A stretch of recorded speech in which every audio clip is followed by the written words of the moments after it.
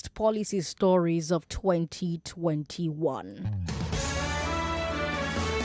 Now, let me remind you of some of these stories. Of course, you will tell me what you think about these stories. And if I left out a story that you really liked or you thought should be on this list, you think should be on this list, let me know when you give us a call. Now, the deadline for everyone to integrate their phone numbers with their national identity numbers was supposed to be December 2020, but it kept getting postponed throughout 2021 because NIM-SIM did not have the capacity to process everybody in time. Right now, the deadline is March 2022.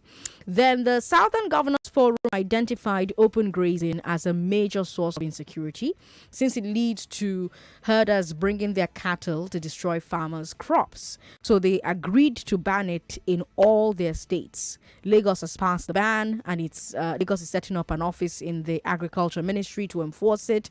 But the question is, will this enforcement prove feasible? I think that's my first question for my guest in the studio. Yes, Chief Andy Oboforibo is still here. He is a product management executive. He is also a policy analyst and a chief of a Walk-In house in Okrika. Chief, welcome. Thank you for staying around. Thank you for not kicking me out. So my first question, I didn't mean to ask a question so soon, but my first question about the open grazing bans is if enforcement will prove feasible. Well, I think if one thing we've seen about Lagos State is the Lagos State government knows how to get young men on the street to disturb people. So whether it's last mile disturbing in traffic or whatever it is, so if the state decides that they want to now start disturbing people moving with cows, I think the state has the capacity to do it. The question is today, will they? Will they? Okay, well, in the midst of all the agitation from the southern governors and the people, the Senate started a process to look into restructuring. I don't know if you remember, that was a big story from 2021. Earlier in 2021, they held public hearings in 12 states, 2 in each geopolitical zone. Lots of organizations and individuals came forward with their suggestions for restructuring Nigeria politically, organizationally, and economically. Now, my question for you, Chief, what are your ideas for restructuring Nigeria? Because I have found that once I ask that question, anytime I ask that question on this show, you hear very interesting ideas. So many people, telling you what their own idea of restructuring is. Some of them great, some of them great. Some of them wonderful, some of them wonderful. So, I want to know, what are your ideas for restructuring Nigeria? First and foremost, do you even believe in restructuring Nigeria? Yes, I believe, because the current structure is terrible, so it has to change. I believe in reforming land ownership and resource ownership first and foremost. Okay. So repeal the Land Use Act, replace it with something that devolves power over land from state governments to either local governments or municipalities or communities, host communities. Right. Ownership of resources, whether it's under the soil, above the soil, or on the coast, should belong to those communities and to individuals that the communities choose to give that to. I believe that's right. Resource control, first and foremost. Then everything else springs from there. I believe in I think that I agree with those who want, for instance, regions, geopolitical zones, region, whatever you want to call them. I think we should have a hybrid system like you have in places like Spain, where some places are, or Canada or Australia, where some places are large bodies as provinces, others are smaller, as region. Large regions, small provinces, based on either whatever agreement. And we should have a system of referendums that allows municipalities, communities, states, or whatever to opt out or opt in of federating units. I believe we should have proportional representation, unicameral proportional representation, scrap the Senate, or rather merge the Senate and the House of Reps, reduce the numbers and let those numbers be elected proportionally so that everybody is equally represented, including 50-50 between men and women. So these are just some of the things I believe in. You believe in as far as restructuring is concerned. The National Assembly also passed the Petroleum Industry Act, changing how oil and gas is administered. I had brilliant guests on that subject. What I love about the show is how always able to get like brilliant guests to come and have these conversations with us. We had a brilliant oil and gas lawyer who joined us, and I remember that there was a lot of controversy over royalties to, communities like yours. To my people. Yes, to host communities, and the money earmarked for frontier exploration that also caused quite the uproar. What were your thoughts at the time? Well, on the frontier one, the whole world is moving away from oil and gas. Right. We should be, the money we're still making, managing to make from oil and gas, we should be using it to find other streams of revenue, invest in other parts of the economy. Where the UAE is doing, Yes, Saudi Arabia is doing, and these are the babas of oil and gas. Not throw good money after bad. These frontier regions are bad markets. If there were oil in sufficient commercial quantities, we would have found it by now. But what you're saying, because you have your BPs, you have your Ajip, whatever they call themselves these days, the Shell and the Chevrons of this world. These people have refused to put money into searching for oil in these frontier regions.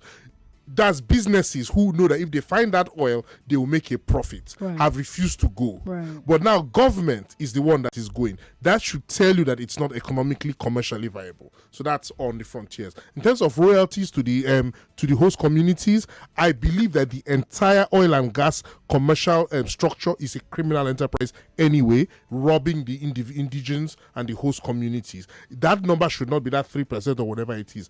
All the royalties that belong to the majority of royalties should be going to the host communities, the minority going to government at whatever level, state, local, or federal. That's what I personally believe. But I know that we won't get there now, and we're outnumbered because the lawmakers from non-oil producing states they are far more than those from the oil producing states. So we're outnumbered, and but eventually, like every other thing we have gotten for the Niger Delta, we've gotten our own rights through sweat and blood and persecution over the graves of great heroes like Ken Saro-Wiwa, and as long as we're alive, we'll keep on going and we'll get everything that is due to us.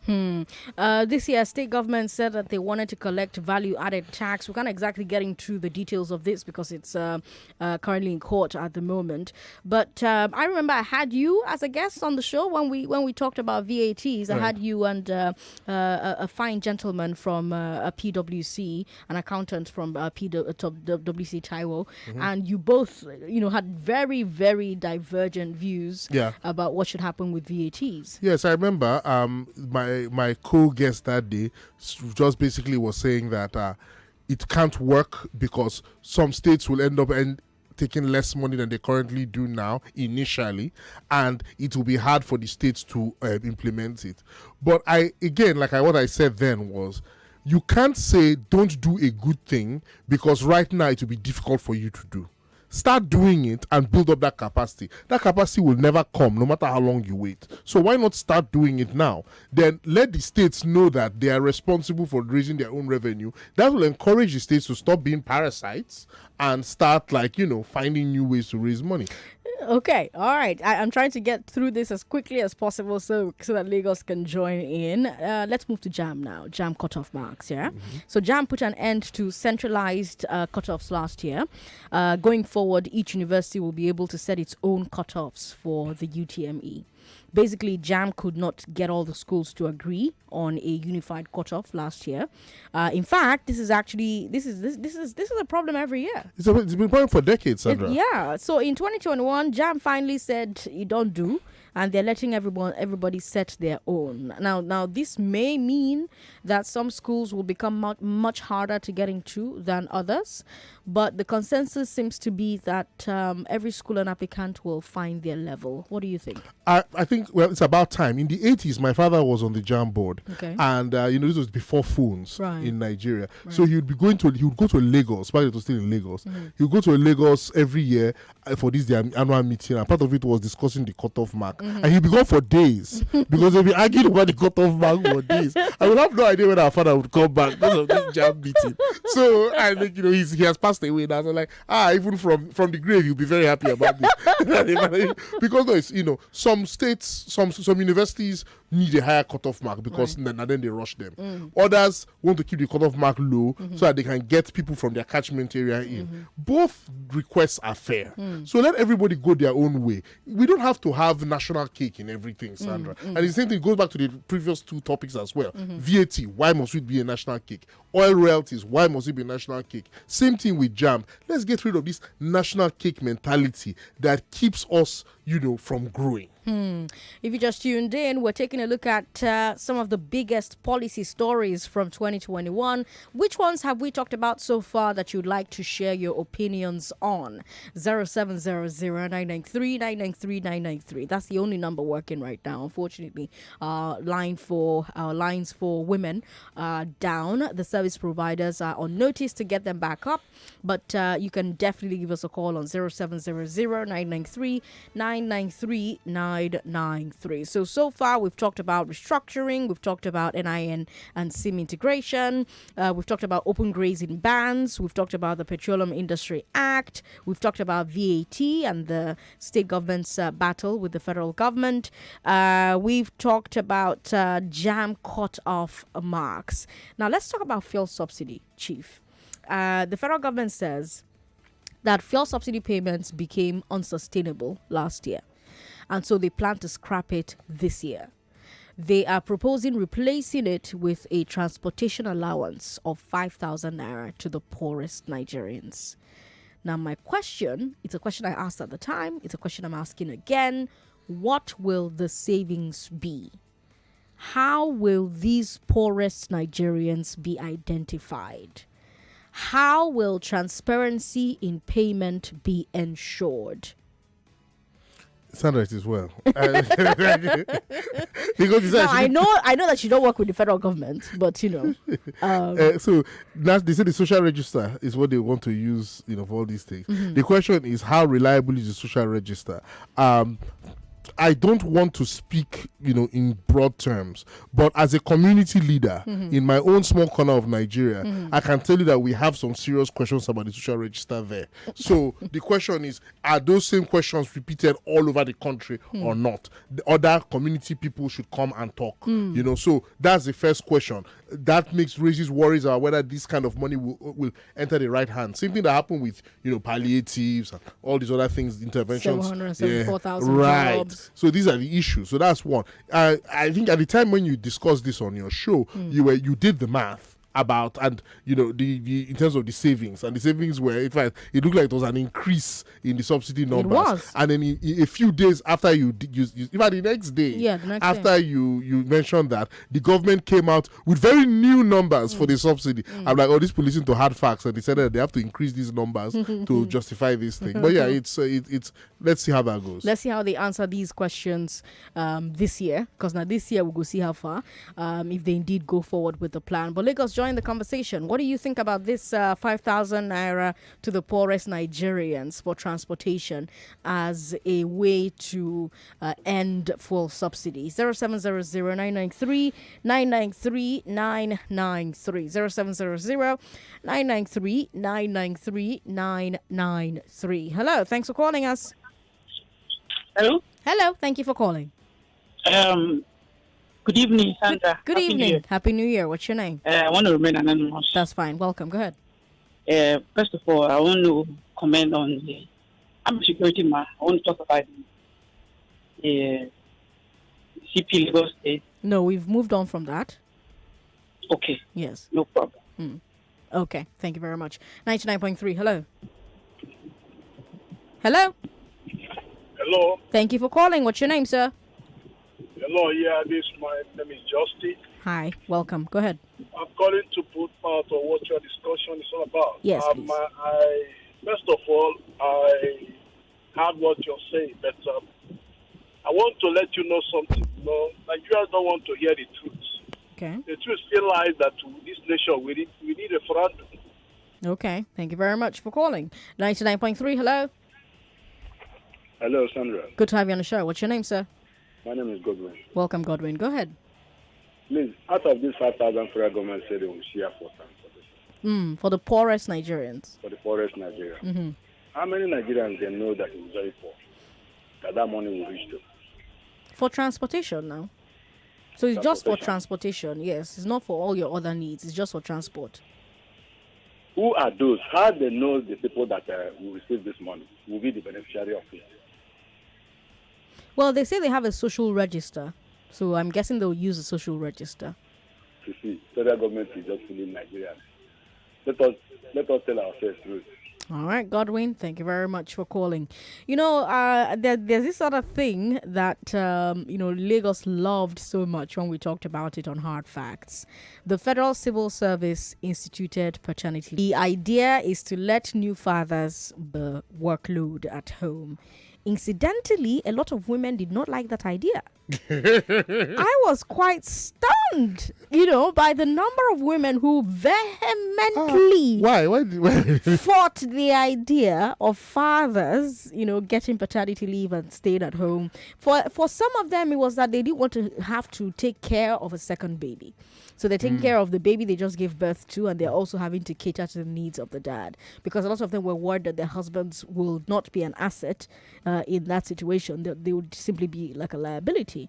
For some other people, they just, couldn't wrap their minds around it. What I come into the house to do? Please go to work, go and make money. You come and get in our way. Yeah, And then some men liked the idea. Some men, were really intrigued by the idea of a paternity leave for federal civil servants.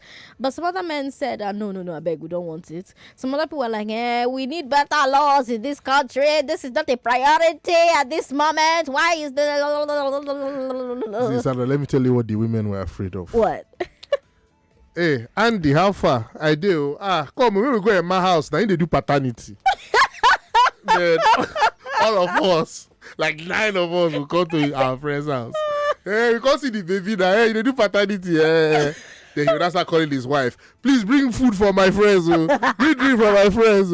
Which will be shouting, oh boy, you don't try. This your own paternity, no sweet. When we do paternity for Peter house, don't be like this. Peter welcome us with goods. He welcome us with this. And I think that's what your female callers were afraid of. I wish I could call in, but we don't have the line for women. But it was quite the subject. Lagos, do you support the idea of a paternity leave? What do you think about the Federal Civil Service instituting paternity leave so that new fathers can bond with their babies? And of course, feel free to talk to us about all the other stories that we've taken a look at from 2021. Policy stories, that's what we're focusing on today's show. We've been doing this since last week, Monday. We've gone all over the place. We've done the wildest, most ridiculous stories. I had Chief and Joy. She's a regular caller on the show with us. We've done the biggest business stories. We've done the biggest political stories. Last week, Thursday, we took a look at the biggest social stories, human interest stories. Today we're doing policy stories. Tomorrow we're going to look at security. Tomorrow's show will focus on security in 2021. But you tell me what story we've touched on so far that you thought you have thoughts on. 0700-993-993-993. Hello, good evening. Hello, our able President Do and our ambassador Sandra Ezekwesili. Good evening, sir. Good to have you on the show. Yeah, this is Godwin calling from Loshoro, Lakwe. Welcome, Godwin. Happy New Year. Happy New Year once again. Yes. The point you have enumerated before now, and 2021 review. This 5,000 naira for the so-called ordinary. It is a clear picture that there is nothing that will come out of that. Sandra, the market money has all the market closed now. So why is it not being shared? Then the other time they say every graduate or young ones, what they call it, there was a name, a nomenclature given that you'll be paid 5,000 naira. Who is collecting that now? Full feeding program, even when at the dead middle of COVID-19, that everybody was not on the streets, not to talk of in the school. Yet they deceive themselves, saying that they were sharing money or giving money to feeding students. And there is this television that they say, yes, Lagos, now they are going to be watching all the DSTV and whatever, that Lagos now is going to get it. Since I'll be tuning my television, I've not seen it. And these are the deceit that is very, very formal with this current administration. A lot of things, blocking of boundary, and no more whatever to come in and go out. What is the implication of that today? Hunger and poverty all over the country. Then the movement of Malu, cow, cattle to the southern side, which since the advent of the current administration with Buhari in charge. Now, some people felt now that their father is in charge, they can do and undo. And as such, they can go to anywhere and march anywhere and spoil people's food. And nobody should talk. What is the implication of that today? Hunger, nobody can farm again. Because if you go to farm, the Fulani people, they will kill you and destroy your whatever. And that today, what we have in the country, hunger and fear to go to farm. But Sandra, our ambassador, Sandra Presido, there are many, if I should go on to enumerate, other people will not have the chance to say. Godwin, thank you very much for calling us. Let me take a few more calls. Yeah? Let me take a few more calls.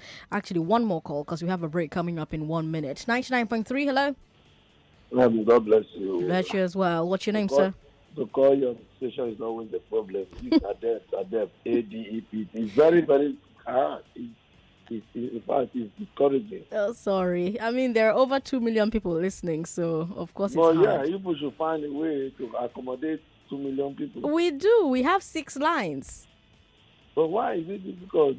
I mean, because they're all calling at the same time. Your time is running, though. You have 1 more minute because we have to take a break.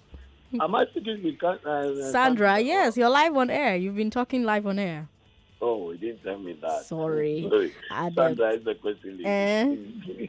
How are you doing? I'm very well. How are you, sir? You know that I'm fine. I mistakenly changed the dial. I wanted to turn it down because I was trying to call you. But I changed the dial. I was afraid. Oh, I'm there. Let's say Sandra. Why is Sandra playing music? Why is Sandra not talking? Because you're talking about CP. I waited.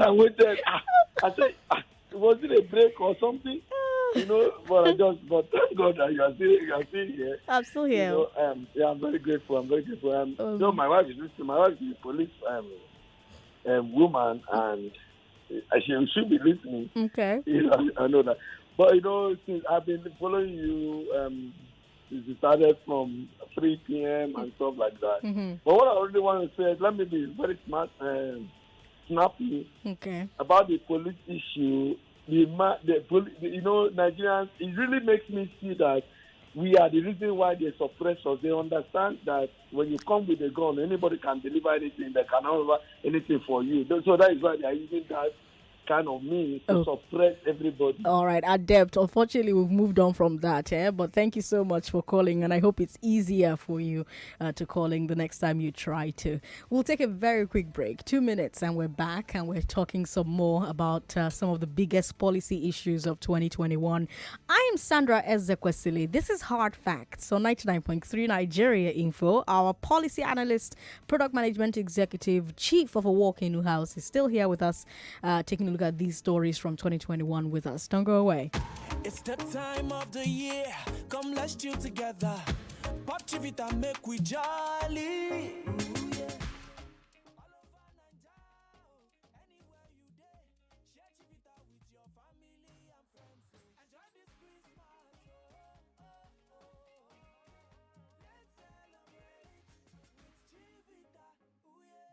This season with the special Chivita Christmas packs available in stores near you. When in Nigeria, I transact in Naira. Hello, Rebecca.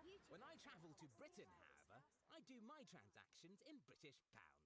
That's the way it should be, innit? I like to But dude, when I go overseas to the US, it's seamless for me doing my transactions in dollars. You know what I mean? Oui, when I go to France, madame et monsieur, it only benefits me zeros to spend in euros. Introducing the First Bank Visa Debit Multi-Currency Card.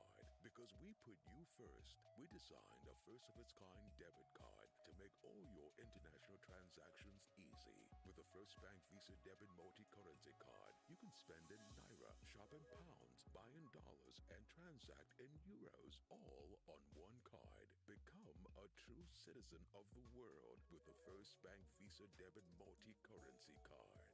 First Bank, you first.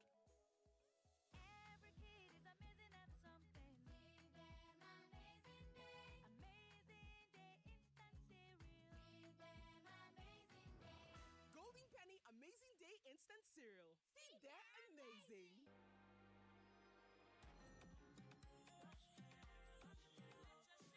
Enter the place and it brighten. Make everybody they wonder. Waiting me cause all the shine. Lush hair, lush hair. Long hair or short doesn't matter. Crochet or dreadlocks can be better. Only for girls when People know how to make an impression, and that's why they only trust Lush Hair Extensions to bring out the shine in them. Lush Hair, be beautiful. We're back. We're back. We're back. We're back. We are back. We're back on 99.3 Nigeria Info. It's 5:30. I'm Sandra Ezekwesili. What do you think about paternity leave for new fathers so that they can bond with their babies and share the workload at home? The Federal Civil Service has instituted a paternity leave. Tell me what you think about that. Also, tell me what you think about the Apapa Port electronic call-up system. It went from policy idea to implemented policy to failing policy and finally to sabotaged policy. It rolled out, and for the first few weeks it seemed to be working. Like, I was so proud. And then we started getting reports of renewed congestion because of loopholes, and then the big one happened. Somebody knocked the electronic gates down with a trailer. Chief, you're laughing, but follow me. How you see this matter, Chief? It just reminds me of what happened to Nigeria Airways in the early 90s when they went from manual booking to computer booking to avoid double booking, and then the touts and the airline workers who have been benefiting from double booking and things set the computers on fire. Oh, so that's this is just Nigeria in a nutshell for you. Good Lord. So it's like so it's almost like, why do we bother? So why do you complain? Why do you bother? Why do you keep demanding for like good governance? No, but the people in the port who knocked down the electronic call-up, they've not asked for good governance. They like their bad governance in that port. They like the bad congestion. Yes. The only people who are bothered by it are, unfortunately, the public. Is the business traders, women. like Sam Hart, who you had on the show, my fellow chief, who talked about his trying to move his container. Can I just say that I like how much you listen to this show? Yeah, well, like you said, you always have the good guests, you always have the good topics. Yes, I do. I really do. All right, let's move to Kaduna State. Governor El-Rufai had a showdown with organized labor over his plan to shrink the civil service. El-Rufai said that the state couldn't afford to fund the current service, even with federal allocation, and so costs needed to be cut. The NLC said that it had no problem with the cuts in principle, but they believed that El-Rufai was going about it illegally and not following the guidelines set down in the Labour Act, such as last in, first out, consulting the labor unions on the criteria for redundancy. Right now, those negotiations are ongoing, brokered by the federal government. El-Rufai says that this issue is bigger than Kaduna. He says that almost every state government and the federal government all have to cut costs if they want to have the funds to actually govern, right? But that organized labor is getting in the way of that. On the other hand, Labour is saying that these cuts are going to do a lot of damage to people in the short term. I remember at the time, Governor El-Rufai said that he was spending more than half of the allocation, and the revenue from the state on salaries. And I found it a bit insane because, like, what else are you governing the state with? But what do you think of, that entire situation? Yeah, I think Governor El-Rufai is 100% correct. Okay. That, look, this is states and federal government can't afford to spend on recurrent the way they have been. That also ties into the previous topic about the subsidy as well. Right. These things have to go and have to be replaced with something cheaper. Manageable. Yeah. It's definitely that. But at the same time, the union has a valid point, which is you do these things, bam, in one fell swoop, it's going to hurt people. It's going to impact people's livelihoods, spending power, ability to feed themselves and their families. So, but then at the end of the day, so what's the way forward? You have to find a way to remove these things in a gradual enough way that people don't die. But at the same time, you still have to remove them. You absolutely cannot keep them there because we keep on avoiding the evil day, postponing it. The longer you postpone it, the more money has gone into this hole, right? Money that should have been spent instead in growing government's capacity. Right. Of course, that's not to say that if government gets all these cuts it wants, that the It will savings, use the money gently. Properly. So then a third angle has to come in, the angle of monitoring of an evaluation of government, where the citizens are now a stakeholder to supervise and monitor how government is actually spending these savings. And that's not happened yet. So it's a very tough thing, and one of the reasons why I thank God I'm not a governor. The president sacked 2 ministers last year. He sacked Mohammed Nanono from Agriculture and Rural Development, and he sacked Saleh Maman from Power. The presidency specified that they were sacked after evaluating their performance. What did you think of that? Well, I think more ministers should have been sacked, but 2 is a good start. Honestly speaking, there are lots of ministers you're like, okay, what has this one been doing? But definitely the Minister of Power deserved the sack. The Minister of Agric also deserved the sack. I don't think anybody can defend their track record, either of them. So it's one of those things. Here's another story that had everyone talking. Very interesting policy announcement. The plan to get more people interested in teaching by paying them to study. So the federal government said that going forward, anybody getting a bachelor's degree in education will receive a 75,000 naira per semester stipend. And the question at that time that I had, and I still have, I guess, is will this money be enough to get the best and the brightest to change their career paths? So for me, Sandra Ezekwesili, who my first degree was in mass communication, my second degree was in corporate communications. While I was getting a degree in mass communication, could 75,000 naira per semester, well, at the time that I got my first degree, yes. But you have to take it back to what the equivalent at that time would have been. Fair enough. So Sandra Ezekwesili as a student today. You're right. Fair enough.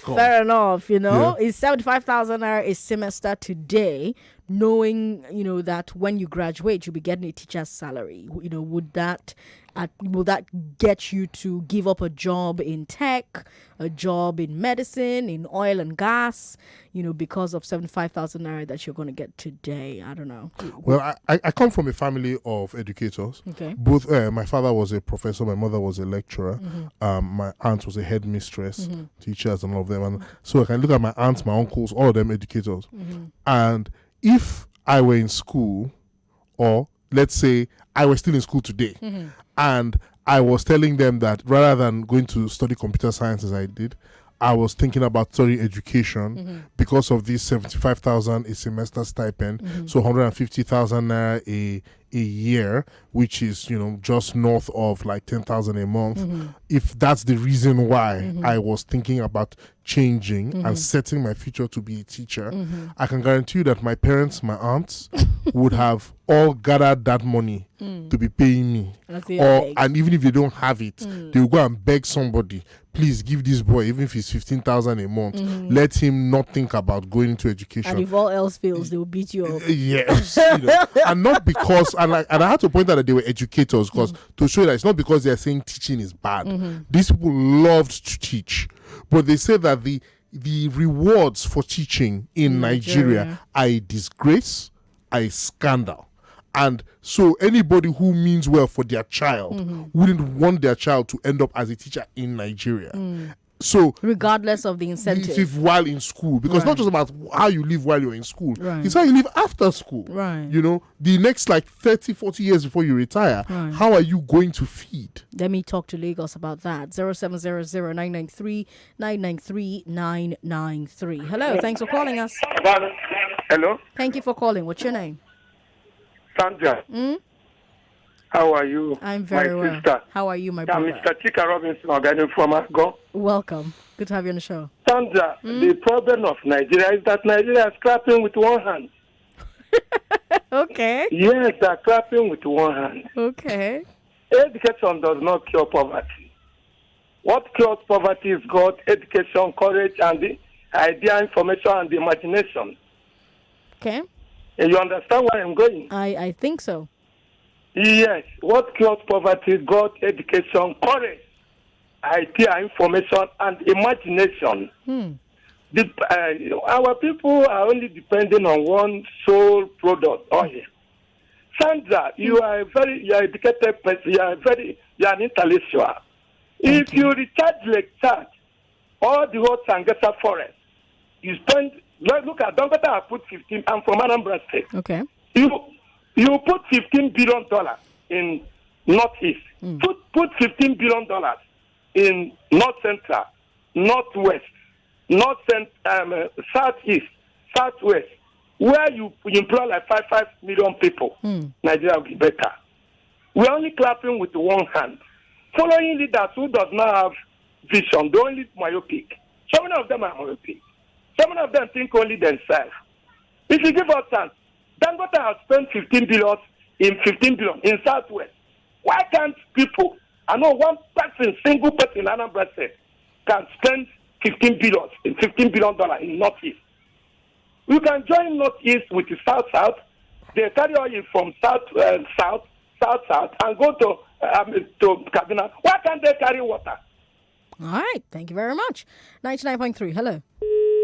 Sorry about that. Call back if you can. Chief, I want us to quickly get through this list because, when I was compressing my list, compiling my list, I realized that Hard Facts covers quite a lot of policy stories. We cover quite a number of policy stories. So take, for instance, this concessions by the federal government. The federal executive has approved the plan to concession 10 major highways across the country. I remember I had somebody from the presidency join us on the show for that conversation. I believe it was Ajurin Gilali. What that meant was that, or what this means, is that private companies will take over maintaining these highways, and in return, they will be allowed to collect money at toll gates. Reactions from Lagos, very mixed, when we had that conversation. What do you think about this? I think, again, everything I say, you can always imagine that Chief was also saying, as long as there is proper supervision of the process. Because, I think I agree in principle that federal government has proven since 1999 when the toll gates were removed, or even before then, has proven that it is terrible at maintaining the highways. Right. So let's not keep, doing the same thing, expecting different results. Now, the public companies, if they know that their livelihood depends on it, on paper, should be expected to do better. But the question is, will they? Will they? The question is... Chike and Apapa is on the line. Chike, hello. Hello, good afternoon. Good afternoon. Happy New Year. Same to you. Turn your radio off. Let's do better in the new year. Yeah. Happy New Year, Sandra. Happy New Year, Chike. Yeah. What I'm trying to say is about this 5,000 naira issue. Federal government proposed 5,000 naira for the poorest people. My question I'm asking is this: who mooted this idea? See, in Nigerian Info, I don't know the owner of Nigerian Info. Are you with me? I'm with you.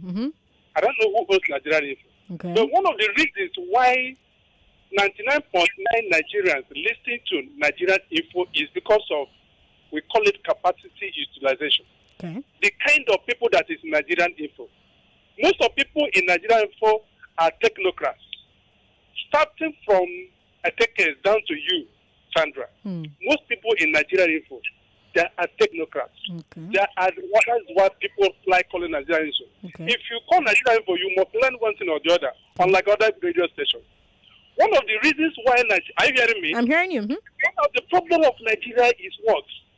Bad leadership, lack of political will. One of the things that happened to Nigeria is not Buhari, and it is Buhari. Buhari appointed quacks as ministers, and that's why he's getting a very wrong result. The same thing applicable to Sanwo-Olu. Sanwo-Olu is not supposed to be a governor. He appointed quacks as commissioners, and that's why insecurity, kidnapping. He cannot implement one policy or the other. He banned Okada. Okada is still on highways today. Because of what? The man in charge of that particular sector is not doing his job, and Sanwo-Olu is not ready to sack the person. We don't take responsibilities. Today we have insecurity all over the country, and we have a president. Instead of appointing a good IG of police or a good chief of army staff, he was given an appointment based on the sentiment. That is the crux of the matter. That is our bad leadership. Chike, thank you very much for calling. I wish we had time to take one more call before we have to take a break, but we don't. So let's take this break. When we come back, I will take more of your thoughts. We have a few more stories to get through. So, for instance, there was this other big policy announcement, the digital transformation program with Microsoft and the federal government. I thought that was a good one because that program will include digital skills training for thousands of Nigerians. As somebody in big tech, Chief, I'm particularly interested in what you think about this particular partnership that the federal government is entering into with Microsoft. But you'll tell me about it after we come back from the break. We'll also talk about the Eastern Corridor. We'll talk about NBC Act and Press Council Act. Don't go away. Mommy Shade, this child looks sickly. Try and take her to the hospital. I wish I could, but the expenses are too much. Don't tell me you have not heard about LSHS Ilera Eko. Ilera Eko? What is that? Lagos Health is our wealth. Ilera Eko. Oh yes, Lagos State Health Management Agency, LASHMA, has designed an affordable and quality healthcare scheme for Lagos residents. In Ilera Eko, at your convenience, you can have access to antenatal, delivery, immunization, management of hypertension, diabetes and other illnesses, family planning and basic emergencies. Register with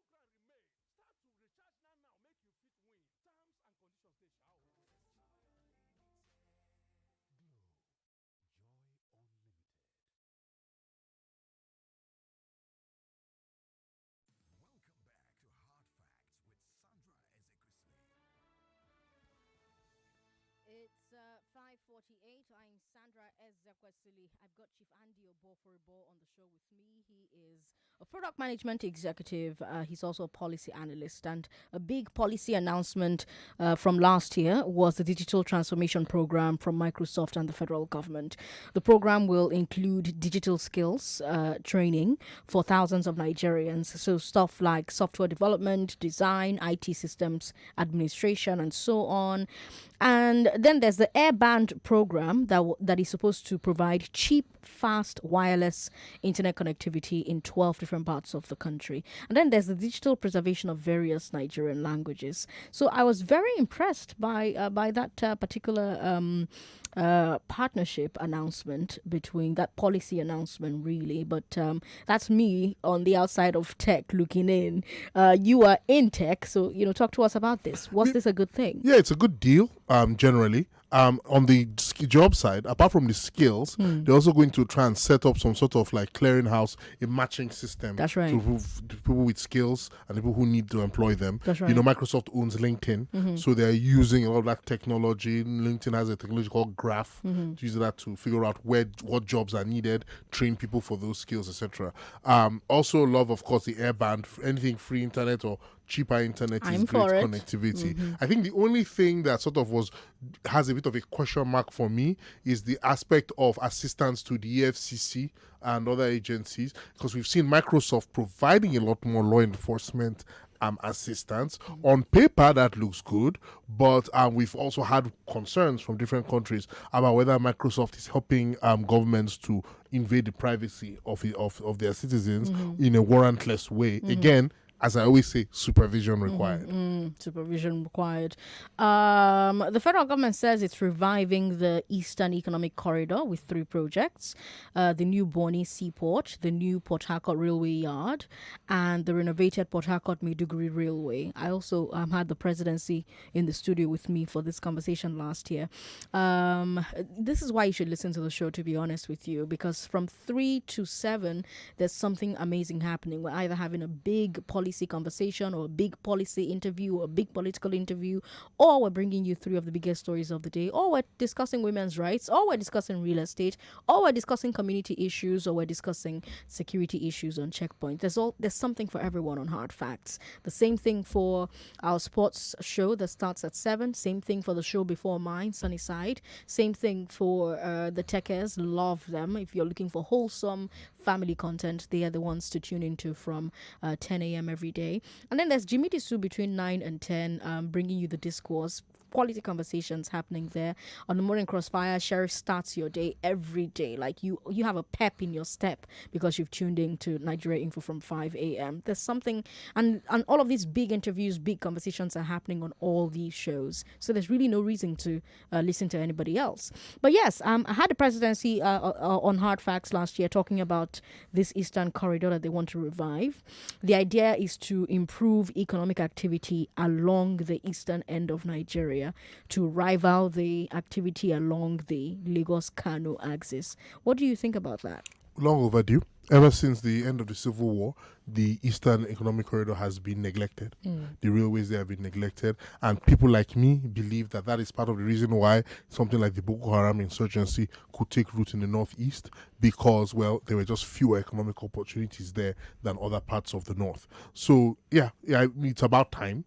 It remains to be seen how it's going to be implemented. Will the port be ready in time and done properly? Will the railway, because they're still using narrow gauge and they're not operating to standard gauge. How will that all work out? The railway experts will come and tell you different things. So I stay out of that. I'm no railway expert. So it remains to be seen how that will be done. All right. So far we've talked about NIN-SIM integration. We've talked about southern states banning open grazing. We've talked about the Senate public hearings on restructuring. We've discussed the Petroleum Industry Act, the dispute between the FG and state governments over VAT, JAMB scrapping the Central Cutoff, the federal government proposing a 5,000 naira allowance to replace fuel subsidy. So 5,000 naira for your transportation. We talked about the electronic call-up system at the Apapa port. We talked about Governor El-Rufai's attempt to shrink the civil service. President Buhari sacking 2 ministers. Federal government instituting paternity leave for civil servants. Federal government proposing 75,000 naira for education students. The Supreme Court telling Seyi Makinde he cannot sack local government councils. Well, we didn't talk about that really, but it was also a huge policy development last year, 2021. We just talked about the FG concession in major highways and the FG Microsoft Digital Transformation Program, as well as the plan to revive the Eastern Corridor. Let me take a few calls and then we'll talk about the NBC Act Amendment Bill that had journalists up in arms in 2021. 0700-993-993-993. 0700-993-993-993. We've got WhatsApp. I promise I'm going to come to WhatsApp in a bit. 99.3. Hello. Hello, good evening. Good evening to you, sir. What's your name? Hello? Oh, that's unfortunate. We lost that call there. Call us back if you can. 0700-993-993-993. All right, let me take a look at WhatsApp real quick before we move on to the NBC Act. WhatsApp is 080-959 75805. 080-959 75805. That's it. All right. While WhatsApp messages are loading, Chief, let's talk about the federal executive and the legislature coming under fire for trying to amend two laws, the NBC Act and the Press Council Act. Civil society groups said that the proposed amendments would give the government too much power over the broadcast and print media, respectively. Both bills gave the information minister power to approve or change the codes of conduct in both fields. The government would also get the right to pick members of the Press Council and approve anyone who wants to start and run a newspaper. Also, there were clauses making it jailable to print a story that was believed to not be true, or that was believed to be true if it later is found to be false. So you're going to go to jail. Now, the backlash against both bills was so loud, so strong that the National Assembly seems to have let them die. Seems to have. We don't know. We'll see what happens this year. But Chief, what were your thoughts at the time when these stories were raging? I was so happy about the backlash. I was happy that people pressed the necks of the National Assembly to kill these amendments, because you need a free press in a democracy. You need a free press. You need free broadcast media. And the reason why the NBC exists and the reason why the Press Council exists is they exist so that government does not directly have full control over the media. So you have this board that is there that represents all stakeholders, including government and the newspaper and the broadcaster and the public. So everybody is there sitting there equally, because government is just one of many stakeholders. Right. Government doesn't own the press, doesn't own the media, right. doesn't own broadcast, but Right. in Nigeria they want to believe they do. Right. So when you now have them giving these powers to the information minister, it's unheard of, it's uncalled for. So I was very happy that pushback existed, so that we don't end up in a situation where you, Sandra, working in Nigeria Info, a private radio station, becomes like a government parastatal worker. I have this message here on WhatsApp. Sandra, when that man called and said Nigerians clap with one hand, I can't believe I really tried clapping with one hand. Yes, myself as well, and Chief too. Yes. Chief and I in the studio started trying to clap with one hand. I think we had a psychological reaction to that. To that statement. We have this one here. No, that's a message coming in from 4 o'clock. The CP story really had people going. We've got this one here from Prince, who says the plan for subsidy removal is a punishment in the making for the citizens. The money is not going to get to the right people, and if it does, what can 5K do in place of transport for citizens? May God help us in this country, Prince says. All right, that's it. Let's come back to the phone lines. 99.3. Sorry about that. Call back if you can. 99.3. Hello. Hi. Hi. What's your name? Oh, no. Oh, I hate it when that happens, don't you? Well, another interesting bill that got to second reading last year, Chief, is a presidential transition bill. Among other things, the bill will make it an impeachable offense for a president not to nominate ministers within 30 days of being sworn in. Is that a good thing? Very good. Like, see, I believe that everything that a government official should do, there should be a law allowing us to either fine or sack the person for not doing it. So the president should, there's no reason why it should take the president more than 30 days after swearing in. Usually if he's elected 2-3 months before he's swearing in, pick your cabinet and come and announce them. We've seen done in other countries, South Africa, places. What is the delay for? But look at the people who are now wanting to impeach the president. National Assembly. I heard that they did not meet the number of times that they were constitutionally required to meet last they year. Didn't, yeah. They fell short. They did. They fell and short. Nobody has arrested them. Now let's talk about one more bill as we wrap up the show. We are in the final minute of the show. Right at the end of the year, the National Assembly debated a gender equality bill. Senator Olujimi introduced the bill to strengthen the law in areas where women's constitutional rights are violated, such as inheritance rights for daughters and widows, rights of divorced women, and so on. But some of her colleagues disagreed, including Senator Yusuf. He said on the Senate floor that from an Islamic perspective, which is a socio-cultural practice of Muslims, this aspect of it, by equating opportunities for women and men, actually infringes with the provisions of the Quran and also the Bible. I will not support the passage of this unless the word equal is removed. If we have it as gender opportunities bill, fine. But when you bring equality into it, it infringes into the practice of the Islamic religion. And so the gender equality bill died. Chief, in 30 seconds, tell me, what did you think when you saw that? I'm ashamed to be a citizen of a country where a senator of that country can stand on the floor of the Senate and say that he's against a bill simply because the language of the bill says that men and women are equal. Because, I'm sorry, I was raised to believe that in this country we call Nigeria, all Nigerian citizens are equal under the law. Right. And the fact that a senator can say, I don't want a law to say men and women are equal, and he had support on the floor of the Senate, enough support to kill that bill, gives me worry. And it should give worry to every Nigerian.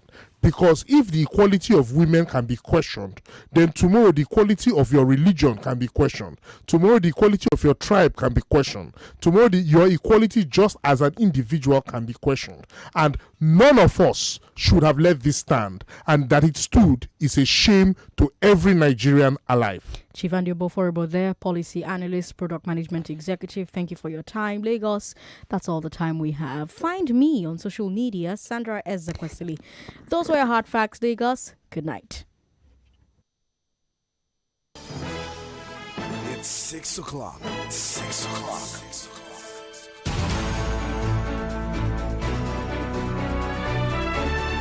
Facebook at Nigeria Info 99.3. Follow us on Twitter at Nigeria Info FM and on Instagram at Nigeria Info FM Lagos for live updates as it happens. 99.3 Nigeria Info. Let's talk.